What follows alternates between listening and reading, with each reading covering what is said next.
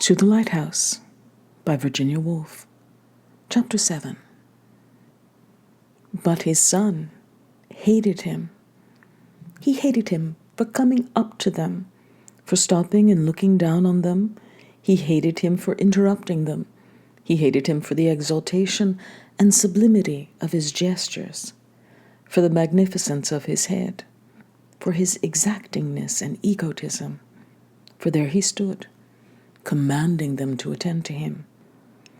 But most of all, he hated the twang and twitter of his father's emotion, which, vibrating round them, disturbed the perfect simplicity and good sense of his relations with his mother. By looking fixedly at the page, he hoped to make him move on. By pointing his finger at a word, he hoped to recall his mother's attention, which, he knew angrily, wavered instantly his father stopped. But no, nothing would make Mr. Ramsay move on. There he stood, demanding sympathy. Mrs. Ramsay, who had been sitting loosely folding her son in her arm, braced herself, and half turning, seemed to raise herself with an effort, and at once to pour erect into the air a rain of energy, a column of spray, looking at the same time animated and alive, as if all her energies were being fused into force, burning and illuminating, quietly though she sat, taking up her stocking again, and into this delicious fecundity, this fountain and spray of life, the fatal sterility of the male plunged itself like a beak of brass, barren and bare. He wanted sympathy. He was a failure, he said. Mrs. Ramsay flashed her needles. Mr. Ramsay repeated, never taking his eyes from her face, that he was a failure. She blew the words back at him. Charles Tansley, she said, but he must have more than that. It was sympathy he wanted, to be assured of his genius first of all, and then to be taken within the circle of life, warmed and soothed, to have his senses restored to him, his barrenness made fertile, and all the rooms of the house made full of life.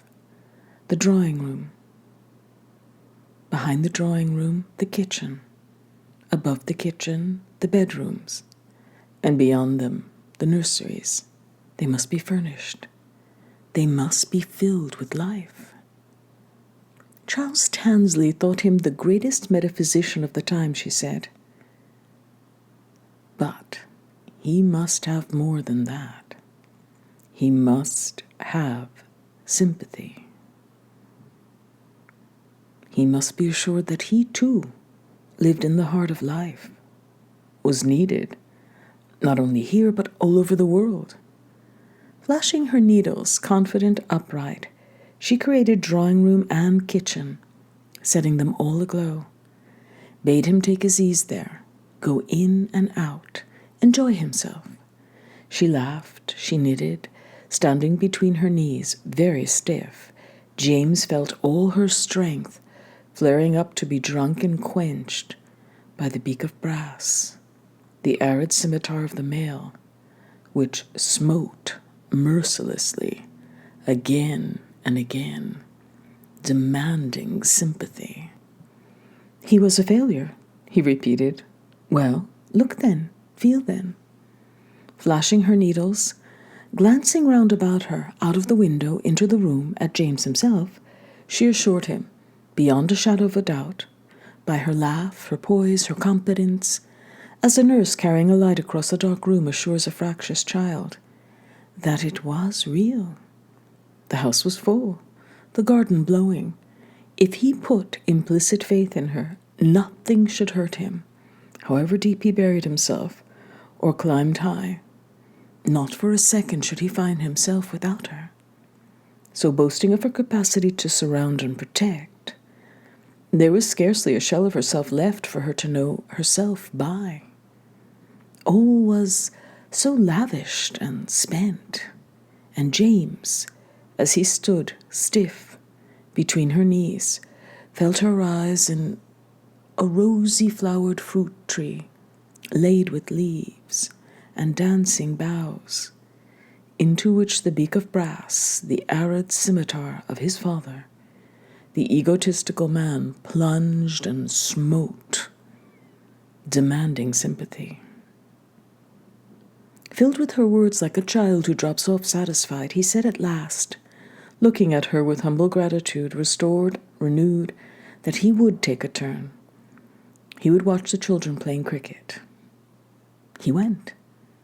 Immediately, Mrs. Ramsay seemed to fold herself together, one petal closed in another, and the whole fabric fell in exhaustion upon itself, so that she had only strength enough to move her finger in exquisite abandonment to exhaustion across the page of Grimm's fairy tale, while there throbbed through her, like a pulse in a spring which has expanded to its full width and now gently ceases to beat, the rapture of successful creation. Every throb of this pulse seemed, as he walked away, to enclose her and her husband, and to give to each that solace which two different notes, one high, one low, struck together, seem to give each other as they combine. Yet, as the resonance died, and she turned to the fairy tale again, Mrs. Ramsay felt not only exhausted in body, afterwards, not at the time, she always felt this, but also there tinged her physical fatigue some faintly disagreeable sensation with another origin. Not that, as she read aloud the story of the fisherman's wife, she knew precisely what it came from, nor did she let herself put it into words, her dissatisfaction, when she realized, at the turn of the page, when she dropped and heard dully, ominously, a wave fall, how it came from this. She did not like even for a second to feel finer than her husband, and further, could not bear not being entirely sure when she spoke to him of the truth of what she said. Universities and people wanting him, lectures and books, and their being of the highest importance, all that she did not doubt for a moment.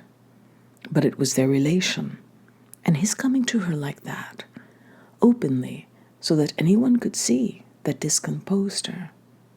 For then, people said he depended on her, when they must know that of the two he was infinitely the more important, and what she gave the world in comparison with what he gave, negligible. But then again, it was the other thing too, not being able to tell him the truth, being afraid, for instance, about the greenhouse roof, and the expense it would be, £50 perhaps, to mend it. And then, about his books, to be afraid that he might guess what she a little suspected, that his last book was not quite his best book. She gathered that from William Banks. And then to hide some small daily things, and the children seeing it, and the burden it laid on them. All this diminished the entire joy, the pure joy of the two notes sounding together, and let the sound die on her ear now with a dismal flatness. A shadow was on the page. She looked up. It was Augustus Carmichael, shuffling past.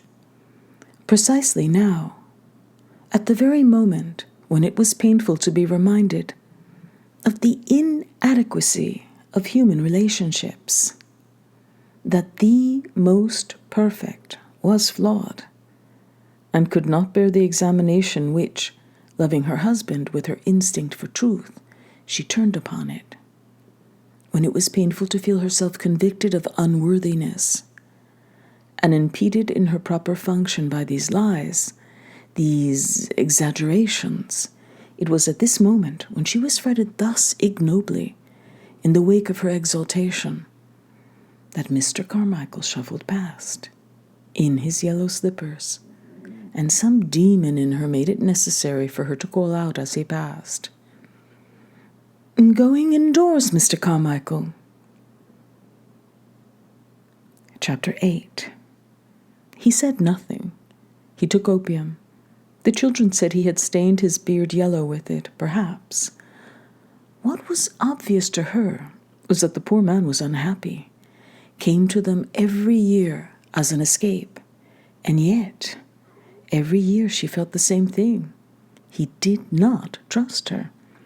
She said, "I'm going to the town. Shall I get you stamps, paper, tobacco?" And she felt him wince. He did not trust her. It was his wife's doing.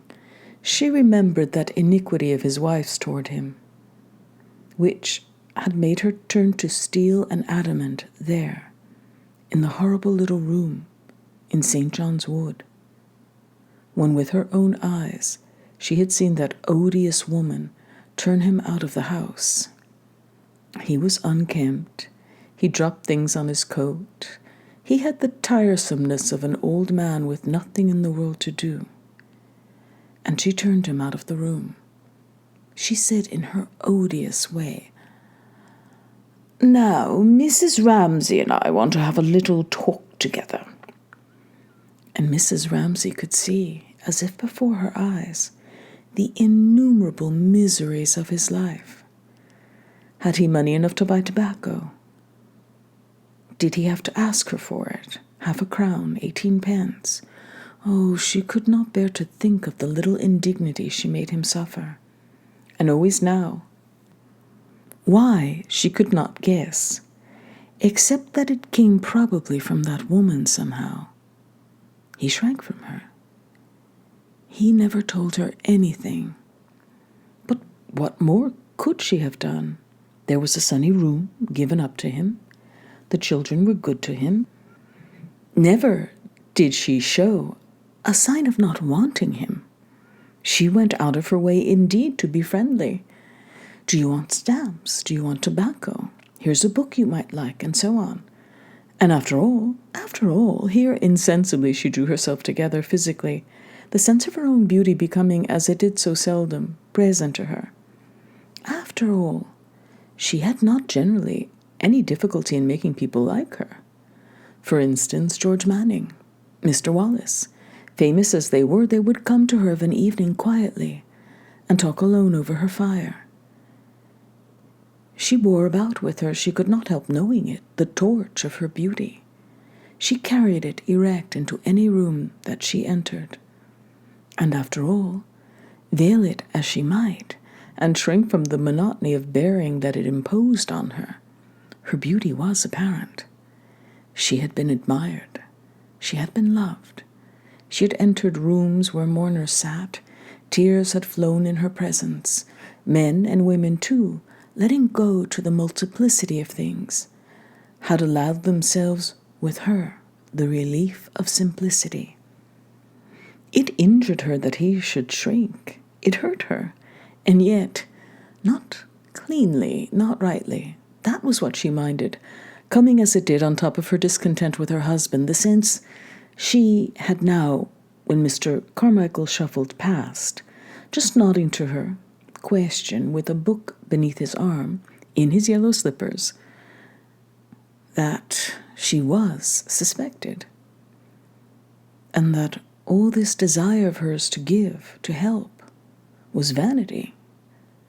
For her own satisfaction was it that she wished so instinctively to help, to give, that people might say of her, "Oh, Mrs. Ramsay, dear Mrs. Ramsay, of course," and need her and send for her and admire her? Was it not secretly this that she wanted?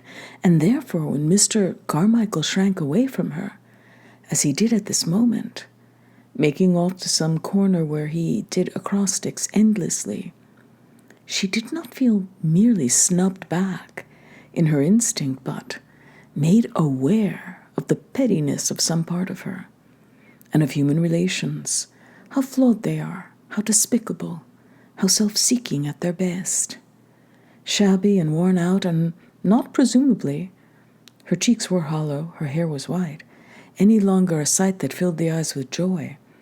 She had better devote her mind to the story of the fisherman and his wife, and so pacify that bundle of sensitiveness.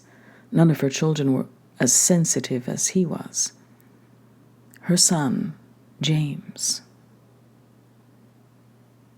The man's heart grew heavy, she read aloud, and he would not go. He said to himself, "It is not right." And yet he went.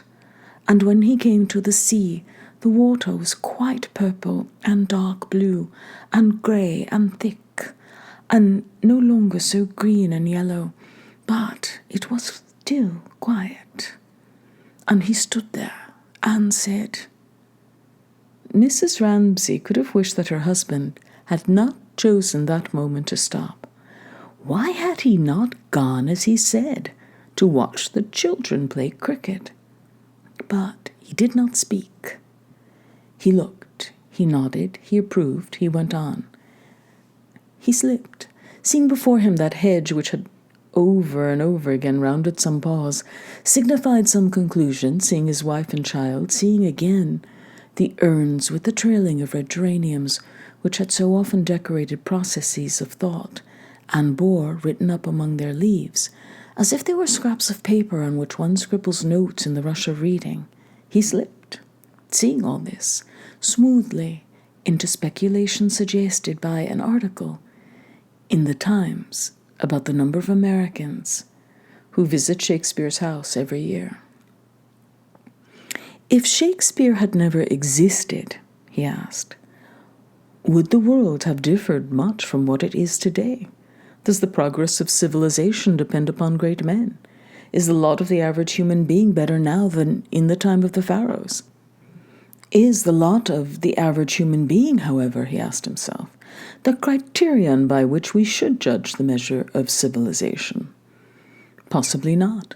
Possibly the greatest good requires the existence of a slave class. The liftman in the tube is an eternal necessity. The thought was distasteful to him. He tossed his head. To avoid it, he would find some way of snubbing the predominance of the arts. He would argue that the world exists for the average human being, that the arts are merely a decoration imposed on the top of human life. They do not express it, nor is Shakespeare necessary to it. Not knowing precisely why it was that he wanted to disparage Shakespeare and come to the rescue of the man who stands eternally in the door of the lift, he picked a leaf sharply from the hedge. All this would have to be dished up for the young men at Cardiff next month, he thought. Here on his terrace he was merely foraging and picnicking. He threw away the leaf that he had picked so peevishly, like a man who reaches from his horse to pick a bunch of roses or stuffs his pockets with nuts as he ambles at his ease through the lanes and fields of a country known to him from boyhood. It was all familiar, this turning, that style, that cut across the fields. Hours he would spend thus, with his pipe of an evening, thinking up and down and in and out of the old familiar lanes and commons, which were all stuck about with the history of that campaign there, the life of this statesman here, with poems and with anecdotes, with figures too, this thinker, that soldier, all very brisk and clear. But at length the lane, the field, the common, the fruitful nut tree, and the flowering hedge led him on to that further turn of the road, where he dismounted always, tied his horse to a tree, and proceeded on foot, alone. He reached the edge of the lawn and looked out on the bay beneath.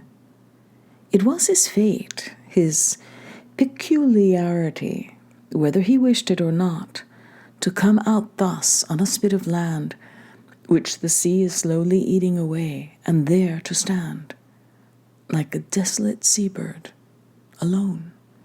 It was his power, his gift, suddenly to shed all superfluities, to shrink and diminish, so that he looked barer and felt sparer, even physically, yet lost none of his intensity of mind, and so to stand on his little ledge, facing the dark of human ignorance, how we know nothing, and the sea eats away the ground we stand on, that was his fate, his gift. But having thrown away, when he dismounted, all gestures and fripperies, all trophies of nuts and roses, and shrunk so that not only fame but even his own name was forgotten by him, kept even in that desolation of vigilance which spared no phantom, and luxuriated in no vision. And it was in this guise that he inspired in William Banks intermittently, and in Charles Tansley obsequiously, and in his wife now when she looked up and saw him standing at the edge of the lawn, profoundly reverence and pity, and gratitude too, as a stake driven into the bed of a channel upon which the gulls perch, and the waves beat, inspires in merry boatloads a feeling of gratitude for the duty it is taking upon itself of marking the channel out there, in the floods, alone. "But the father of 8 children has no choice," muttering half aloud, so he broke off, turned, sighed, raised his eyes, sought the figure of his wife, reading stories to his little boy, filled his pipe. He turned from the side of human ignorance and human fate and the sea, eating the ground we stand on, which, had he been able to contemplate it fixedly, might have led to something, and found consolation in trifles so slight compared with the august theme just now before him, that he was disposed to slur that comfort over, to deprecate it, as if to be caught happy in a world of misery was for an honest man the most despicable of crimes. It was true. He was, for the most part, happy. He had his wife, he had his children. He had promised in 6 weeks' time to talk some nonsense to the young men of Cardiff about Locke, Hume, Berkeley, and the causes of the French Revolution. But this and his pleasure in it, his glory in the phrases he made, in the ardor of youth, in his wife's beauty, in the tributes that reached him from Swansea, Cardiff, Exeter, Southampton, Kidminster, Oxford, Cambridge, all had to be deprecated and concealed under the phrase talking nonsense, because in effect he had not done the things he might have done. It was a disguise. It was the refuge of a man afraid to own his own feelings, who could not say, "This is what I like, this is what I am," and rather pitiable and distasteful to William Banks and Lily Briscoe, who wondered why such concealment should be necessary, why he always needed praise. Why so brave a man in thought should be so timid in life? How strangely he was venerable and laughable at one and the same time. Teaching and preaching is beyond human power, Lily suspected. She was putting away her things. If you are exalted, you must somehow come a cropper. Mrs. Ramsay gave him what he asked too easily. Then the change must be so upsetting, Lily said.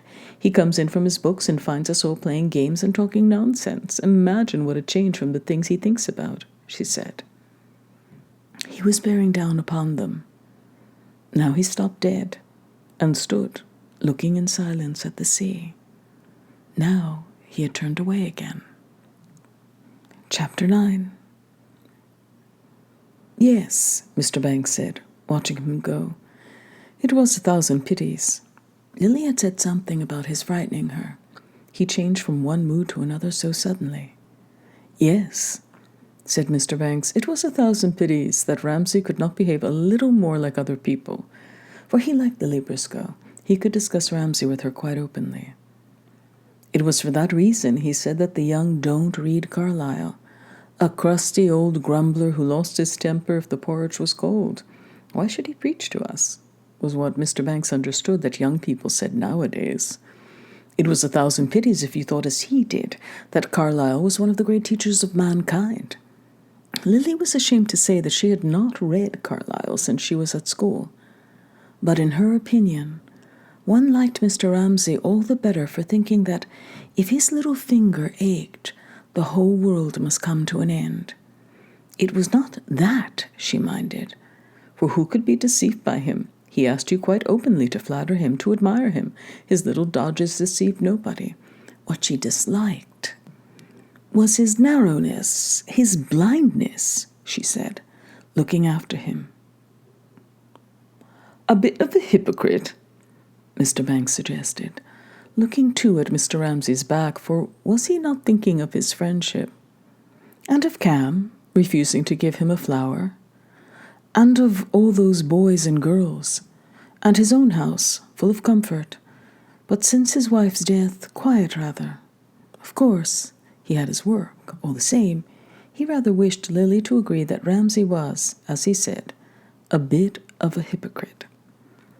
Lily Briscoe went on putting away her brushes, looking up, looking down.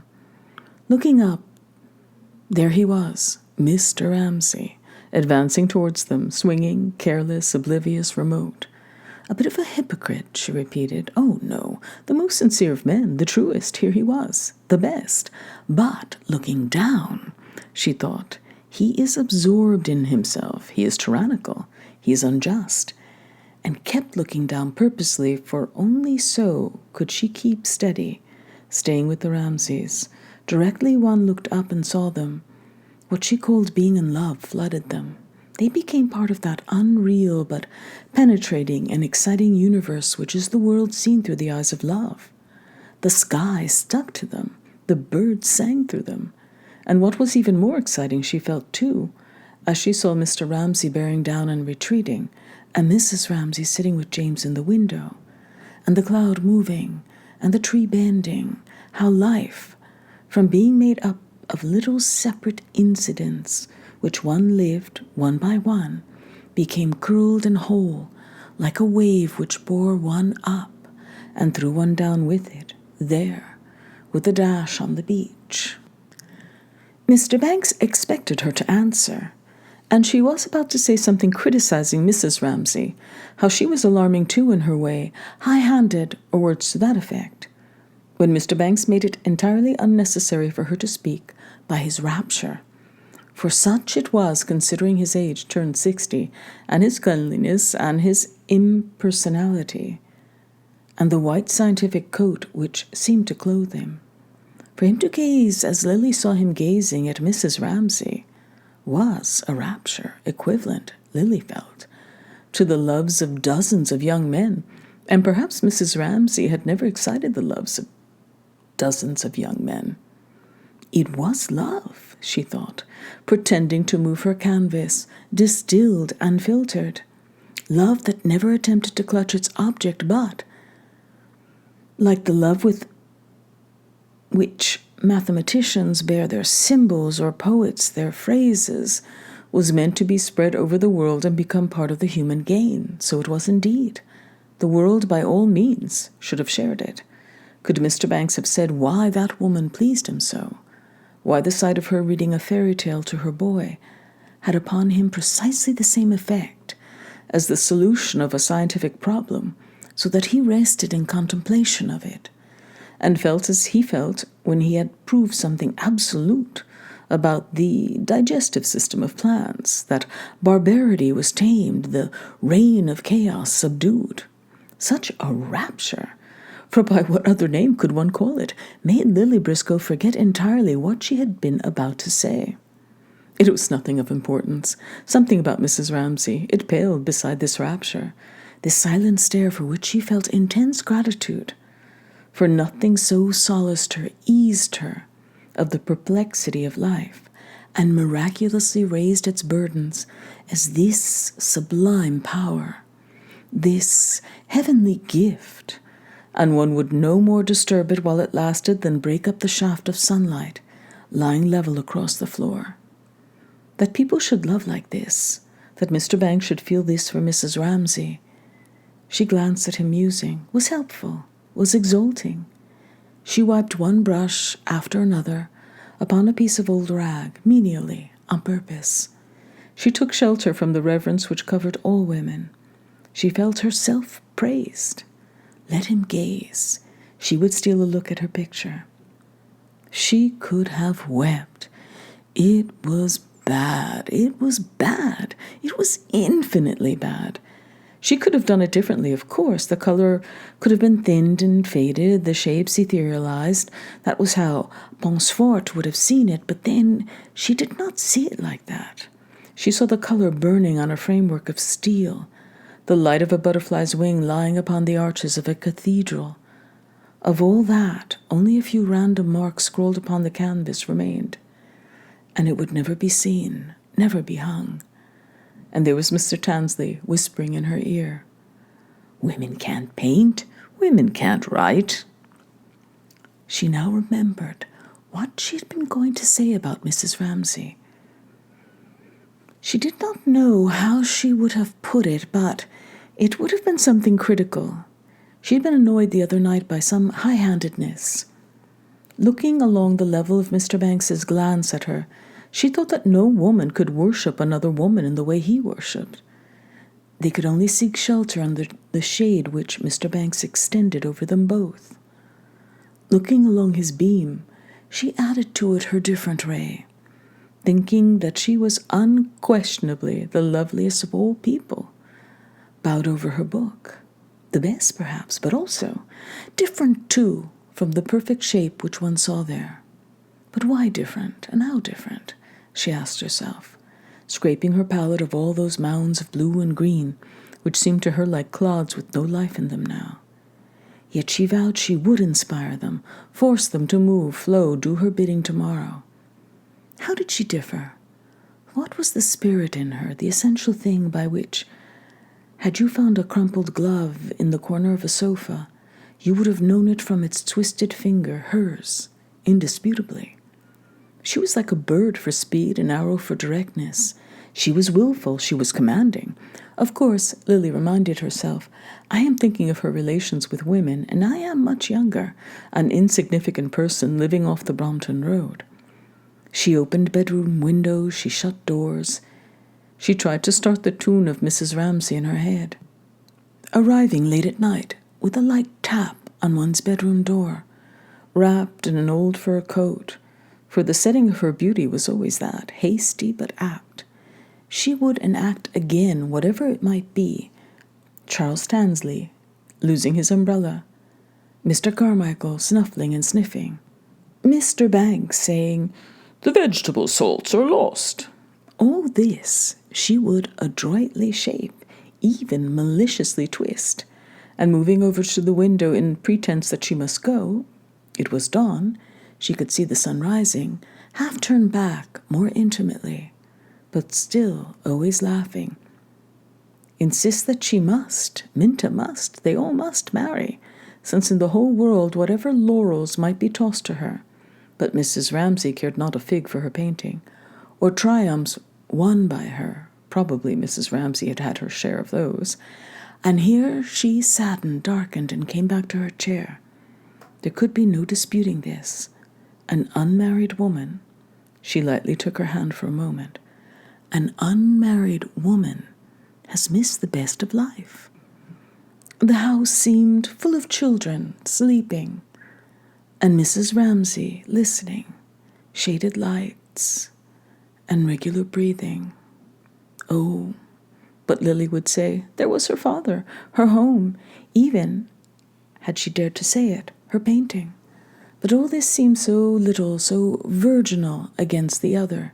Yet, as the night wore on, and white lights parted the curtains, and even now and then some bird chirped in the garden, gathering a desperate courage, she would urge her own exemption from the universal law, plead for it.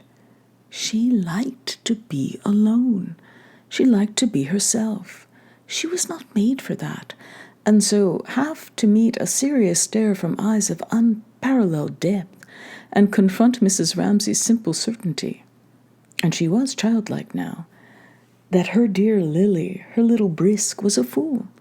Then she remembered she had laid her head on Mrs. Ramsay's lap, and laughed and laughed and laughed almost hysterically, at the thought of Mrs. Ramsay presiding with immutable calm over destinies which she completely failed to understand. There she sat, simple, serious. She had recovered her sense of her now. This was the glove's twisted finger, but into what sanctuary had one penetrated? Lily Briscoe had looked up at last, and there was Mrs. Ramsay, unwitting entirely what had caused her laughter, still presiding, but now with every trace of willfulness abolished, and in its stead something clear as the space which the clouds at last uncover. The little space of sky which sleeps beside the moon. Was it wisdom?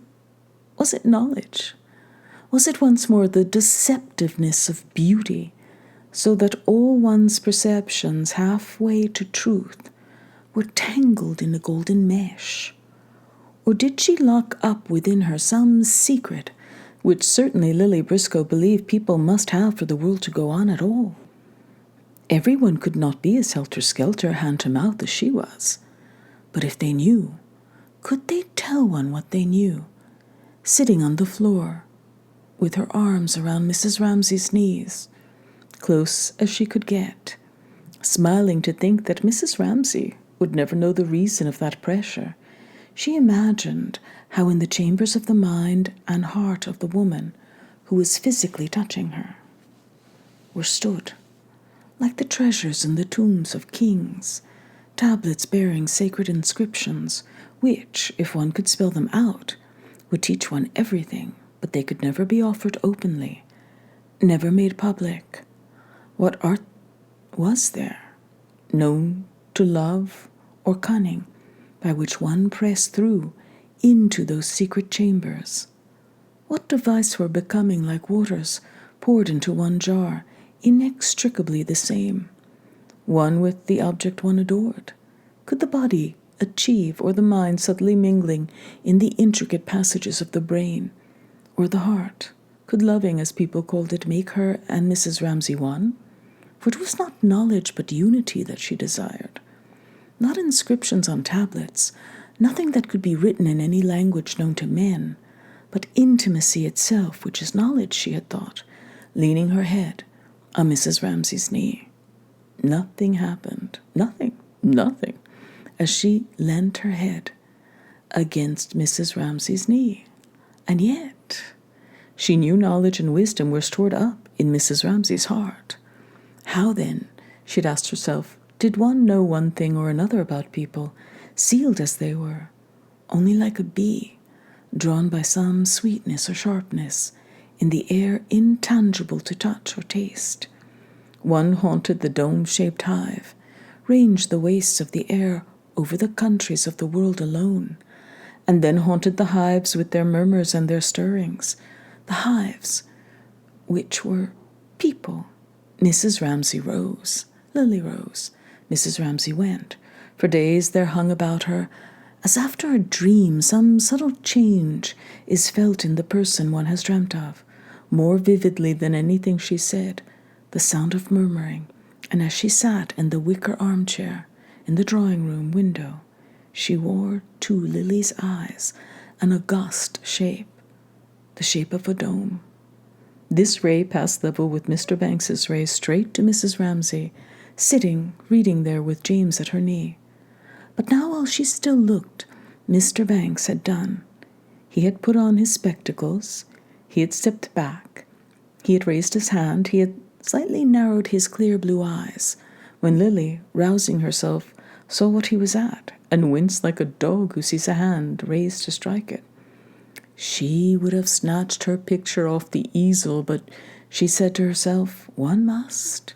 She braced herself to stand the awful trial of someone looking at her picture. One must, she said, one must. And if it must be seen, Mr. Banks was less alarming than another.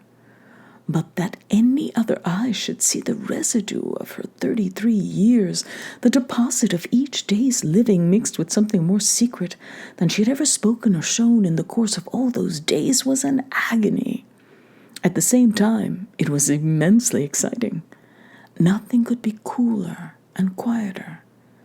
Taking out a penknife, Mr. Banks tapped the canvas with the bone handle. What did she wish to indicate by the triangular purple shape? Just there, he asked. It was Mrs. Ramsay, reading to James, she said. She knew his objection, that no one could tell it for a human shape. But she had made no attempt at likeness, she said. For what reason had she introduced them then, he asked. Why indeed, except that if there, in that corner, it was bright, here in this she felt the need for darkness. Simple, obvious, commonplace as it was, Mr. Banks was interested.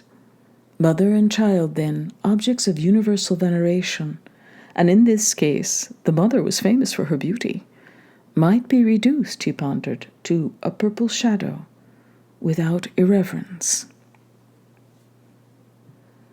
But the picture was not of them, she said.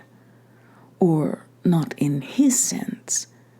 There were other senses too, in which one might reverence them, by a shadow here and a light there, for instance.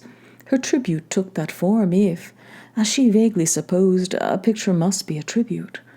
A mother and child might be reduced to a shadow, without irreverence. A light here required a shadow there. He considered. He was interested. He took it scientifically in complete good faith.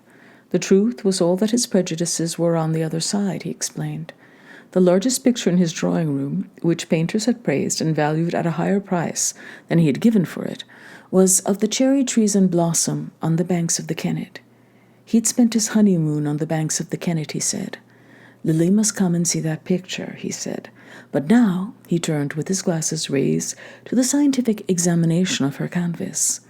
The question being one of the relations of masses, of lights and shadows, which, to be honest, he had never considered before. He would like to have it explained. What, then, did she wish to make of it? And he indicated the scene before them. She looked. She could not show him what she wished to make of it, could not see it even herself without a brush in her hand. She took up once more her old painting position with the dim eyes and the absent-minded manner, subduing all her impressions as a woman to something much more general, becoming once more under the power of that vision, which she had seen clearly once and must now grope for, among hedges and houses and mothers and children, her picture. It was a question, she remembered, how to connect this mass on the right with that on the left. She might do it by bringing the line of the branch across, so, or break the vacancy in the foreground by an object, James perhaps, so. But the danger was that by doing that, the unity of the whole might be broken. She stopped. She did not want to bore him. She took the canvas lightly off the easel. But it had been seen. It had been taken from her. This man had shared with her something profoundly intimate, and thanking Mr. Ramsay for it and Mrs. Ramsay for it and the hour and the place, crediting the world with a power which she had not suspected, that one could walk away down that long gallery, not alone any more, but arm in arm with somebody. The strangest feeling in the world, and the most exhilarating. She nicked the catch of her paint-box, too, more firmly than was necessary, and the nick seemed to surround in a circle forever. The paint-box, the lawn, Mr. Banks, and that wild villain Cam, dashing past.